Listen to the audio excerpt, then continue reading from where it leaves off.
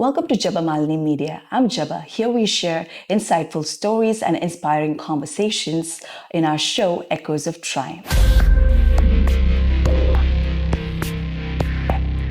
Today, we have the privilege to interview Mr. Subhas Sudhar Raj, the CEO of World Action Foundation. Welcome to our show, sir. Thank you so much, Jeba. So tell me about where you were born and raised and your educational background and your early life like. I born and brought up in Sri Lanka Central Province, the place called Nuwara. That's actually, they call it Little England because it's all surrounded by mountain and beautiful golf course and tea plantation around. And that's where I finished my studies in Xavier's College. Finished my education in 1983. From 83 to 90, I was just working here and there. Then I moved to Canada in 1990.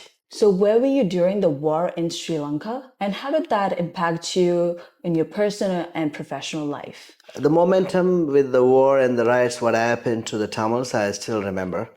The very first one, I would say, I think 1976, I believe. I was a child, I was 10 years. And that's the time a lot of my relatives been affected.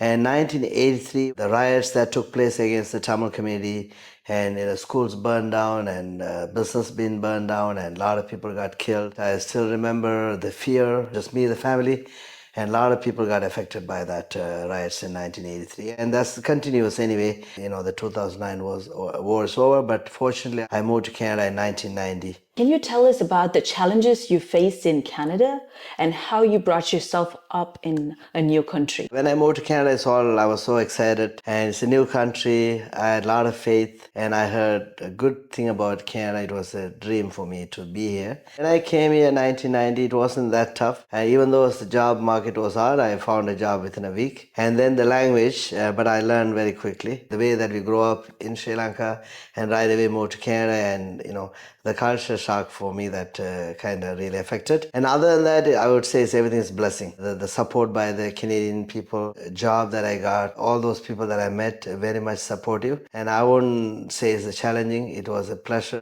facing those challenges, and I was growing up. So what inspired you to help others and invest your life to help others? And was there a specific spark that inspired you? When I went back, I think 94 or 95, and after that I was traveling very often, right? And every time I go and I don't see a significant improvement in my community. So when I see the lifestyle in Canada and back home, the people that I grew up with the way they suffer, I'm fortunate to be here, and the less fortunate people are there. So how can I make a difference in their life? So that's something that I really want to do this for a long, long time. I have to establish my business and everything, so that's why it took so long. And now I really wanted to make a change in my community. People who want to really study, the kids who want to study, they won't be able to study. So that's what something that I wanted to make a change. That's what I started this organization. Especially if you look at it, the Tamil communities all over the world, they're living every part of the world. If you think about it, one of the most backward community in Sri Lanka, the tea estate plantation community, who are living in the Central Province, who moved from India to Sri Lanka in 1823. After 200 years, still they're facing with so much challenges. They don't get enough wages, a lot of child labor, suicidal, and school dropout, no land rights. They don't own a land. If they have a house, that house don't have an address. That bad it is, right? So that need to be changed. So I'm trying to bring awareness about my community, what this is going through to the international stage. At least then people can go out and speak about it or help them. You said there are people who moved 200 years ago from India to Sri Lanka, but they moved here for work too, right? In 1823, when British was ruling India, they developing other countries and they need laborers, right? So they took the South Indian people to not just Sri Lanka, Mauritius, Malaysia, Singapore, Reunion, West Indies, South Africa, all over the world. But if you look at the other countries like West Indies, South Africa, Reunion, Mauritius, Malaysia, Singapore, Indians who are living in those countries, they're doing really, really well. Except the one community who lives in Central Province, Sri Lanka, they're still backward, they're helpless. And that need to bring it to the international stage. And I would say every cup of tea that we're enjoying and drinking, the Ceylon tea, there's tears and blood, sweat behind the tea. But that's how sad it is, their lifestyle. So that need to be really, really spoken, and the world need to pay attention and do something about it. You see, we're all having a great life here. Think about it, those tea pluckers who work in those tea plantations, When they even wanted to have a lunch, they have to sit in the floor and eat in the outdoor, even though it's rain or sunny, and bare feet. That's how their lifestyle. That need to be changed. So I wanted to make sure that this news goes around the world, somebody take action and help this community. So, how did you start your foundation, and what are the challenges you faced to bring up your organization? 2022 that I registered the World Action Foundation. It's a federal registered charity World Action Foundation. Why I come up with the name? It's not about Sri Lanka. I want to help the rest also. And also I believe without action you cannot get nothing done. Everything needed action in order to see a result. So that's why the action came here. Charity's registration also tough, but I got it done. Now other challenging part is how do I create awareness among the community about my vision and the goal, and then how can I get the engagement and ask them to support me to support the community. And I only have 24 hours, and I'm trying to spend a lot of time to this. For the past 2-3 years, I'm traveling around the world talking about the issues, creating a lot of awareness. In what ways are your organization helping the ones in need? And can you give me some of the examples? COVID time, everybody, especially in Sri Lanka, there's no diesel, petrol, food shortages. They're really having a hard time. Plus COVID, right? So what happened that time, so many people kind of starving. In the morning, they don't know what to eat. Before they go to bed, no food.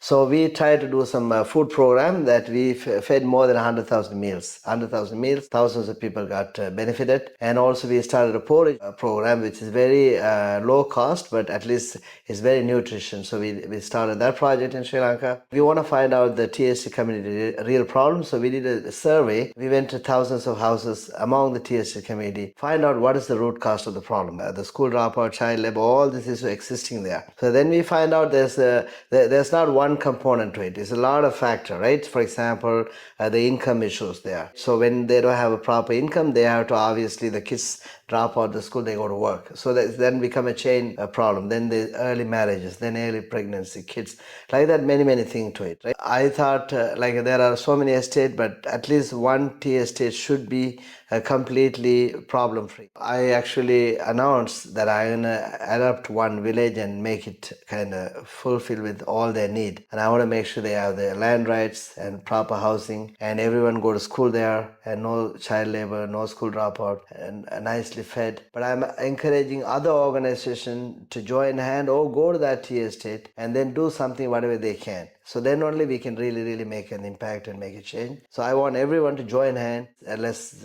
be in the history. You know, there's no modern tea estate in Sri Lanka. At least let's build one, give them the hope and faith to those community who are living hopeless.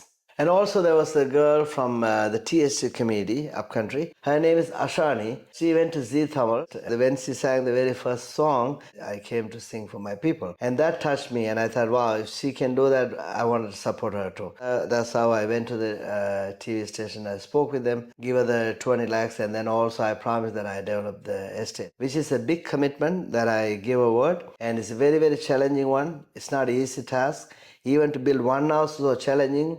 Changing the entire tea estate, building like almost 300 houses and all that thing is very challenging. But I want the people to be patient, but I'm going to do whatever it takes to keep my promise. Can you tell me some of the things that you've already done for the village people that you said you have adopted? Right now, we just try to finish the temple that they started. They finished about 75%. They didn't have the money to finish the rest of the work. Even the village people requested, please finish the temple first. So we're working on it now. Right now we are in July. So hopefully by end of August or early September, that will be done. And then after that only, we're going to slowly start the other work. How is the community supporting you with your organization? And also, are you getting the support that you need? And how are you facing all those ongoing challenges? I'm trying my level best. I'm not really getting the support that I needed. It's very sad truth, because what happened, there are a lot of organizations, they all want to establish their organization, they have their own agenda. If they're really worried about Tamil, they should think we're all Tamilians. Forget about north, east, west, here, there. They should think like that.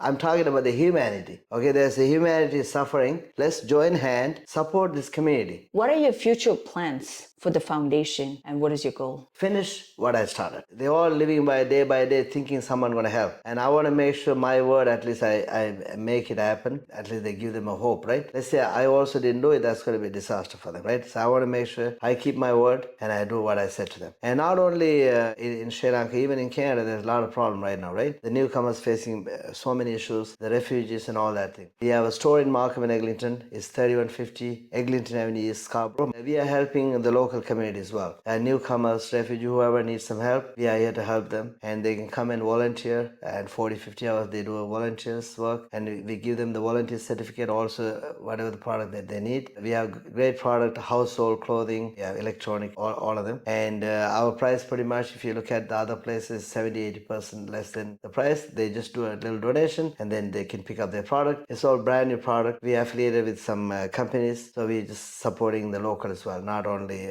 back home, Sri Lanka, here as well, we're doing this work. So what message would you like to share with our audience? You see, we all, every single day, we all drinking tea and coffee, right? So before your next cup of tea, just think about it. The Sri Lankan tea, which is Ceylon tea, is one of the most popular tea in the planet. The tears and the suffering that they go through to bring this cup of tea.